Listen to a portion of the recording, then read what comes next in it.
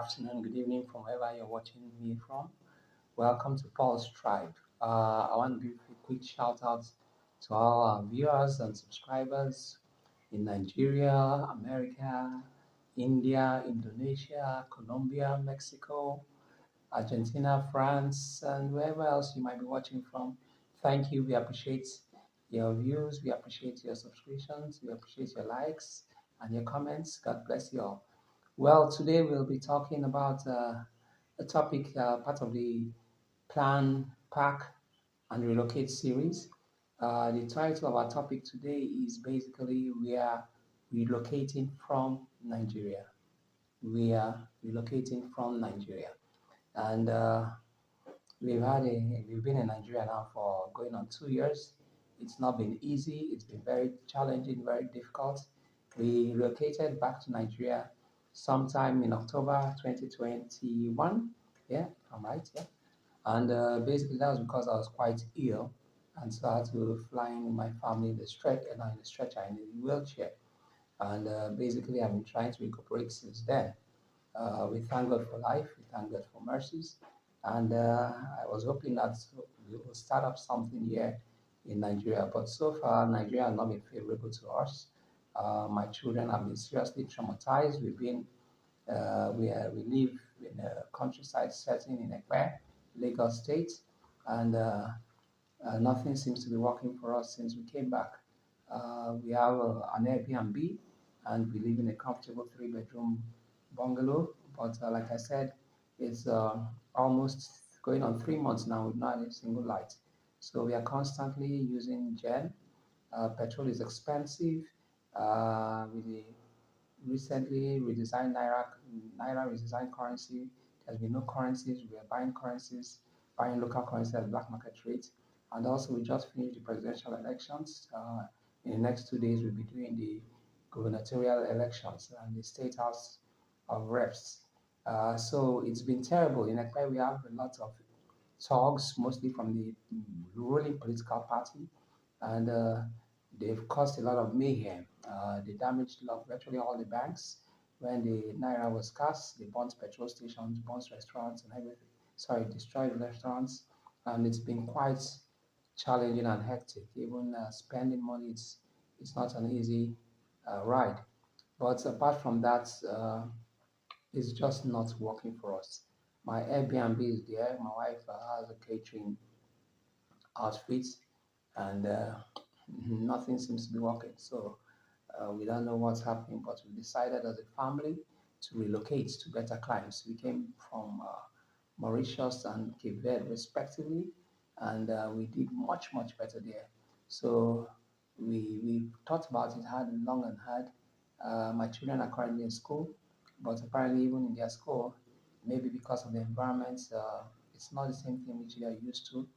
And even the local children, it's a private school, but the children they are also very quarrelsome. Like they say, an apple tree does not bear 40 oranges. So when you come from this kind of environment with lots of talks and lots of babalawos or herbalists and what have you, they can only produce fruit as they are themselves. But they will manage to cope. We are very prayerful and we thank God for life. But that aside, where are we relocating to? There are 4 countries in our list. We are looking at relocating either to Mauritius, Namibia, Colombia, and also Panama. And then one or two reserve options, which will be Ecuador and Moldova. Moldova is in Europe. If we were to go to Mauritius, our top preferences will be Grand Bay, Grand Bay, Pointe Cononaire, and Parabaya. Those places are very nice residential touristy areas, and we enjoyed our stay for 13 months while we were in Mauritius. And the children love the school there, the private school they were in. And then if we were to go to Namibia, obviously, because we love the ocean, we love island communities, we probably are looking at maybe Walvis Bay, that's South Mauritius, and then we're also looking at Swakopmund. That's where the German settlements are. because it's touristy in nature and it's relaxed, laid back, and what have you. Then, if we were to go to Colombia, two main choices. Uh, that would be Armenia in Colombia, and then Manizales. Two lovely family setups with quite a few retirees there, lots of schools, and it's the Christian community, yeah, mostly Catholics. So it's the kind of place I would like to raise my kids. And then for Panama, Chitre. Chitre is a relatively unknown community, but it was ranked number one in terms of the best place to live or relocate to this year. And we're still studying it.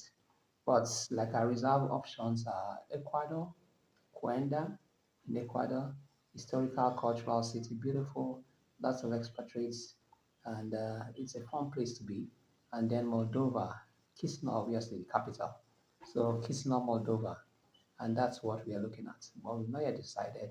We have one or two favorites, and we'll give you the option. So if you are in one of these countries or you've been to one of these countries, comment below and tell us your thoughts as to what our plans are. We will take into consideration all the comments and also our personal desires. So that's it for the place we are relocating to.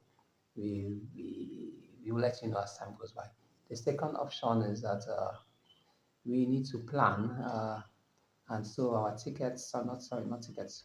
Two of our passports are expired. The third one will be expiring sometime in June, July, so we need to renew our the expired passports. So as we go along, we'll show you all the steps and processes and procedures. I intend to do this online myself rather than using immigration, what do you call it, agents, immigration services, because it's cheaper and it's much more reliable. So in Nigeria, there are lots of kickbacks and bribes and everything. And why spend double the amounts when I can do it online and pay for the registration renewal online? So that's it. But just subscribe and follow us. Press the bell button, and we always get our updates. Then thereafter, we're also looking at. Let me see. We are looking at trying to get. Of course, the budget. The budget is the main thing, and depending on where we are traveling to. If we are going towards Latin America, then the ticket is relatively expensive, and even if you are going to Mauritius, I think the cheapest tickets will be Namibia and Moldova, but every other place is kind of slightly on the steep side. Then, what type of visa am I applying for? I'll be applying as a retiree or a rentista or what they call this visa now, nomad visa. And I think I love the retiree option. Quick notes: the easiest visas to get is actually the retiree visa because the requirements, financial requirements are the lowest, and also with a retiree visa, your dependents and beneficiaries can come along with you as relatively next to nothing, and it's less stressful. Uh, and basically, like I'm over 50 by God's grace, and I fulfill virtually all the requirements of those countries I've mentioned, maybe with the exception of Namibia that needs you to be 55. But I'm just a couple of years away from that. But we've not yet decided. So that's that. And we also need to think about accommodation. Yes, one of the reasons I chose those four to six countries on my list is because in everything, when we travel, we look at cost of living and the quality of life.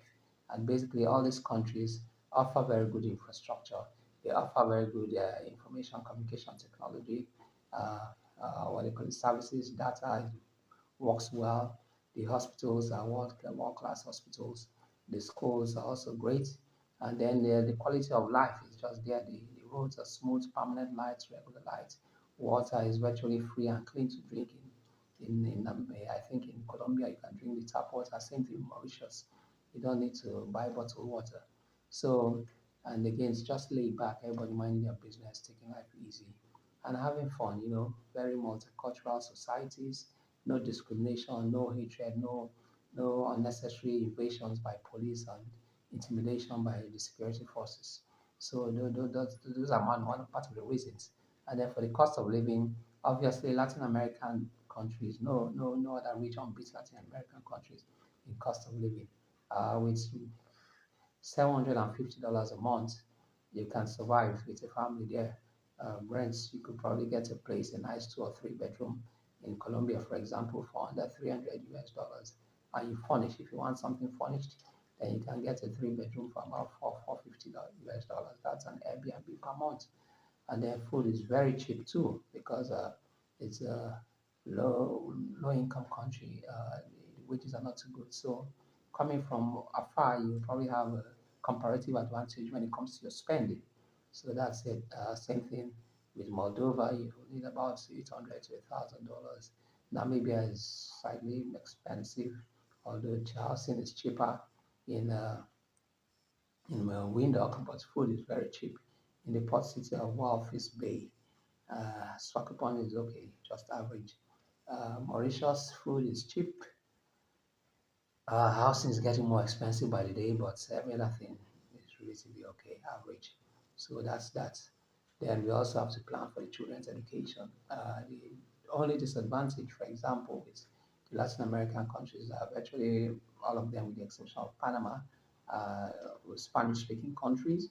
But hey, my children can always adjust; they can always learn. And excuse me, and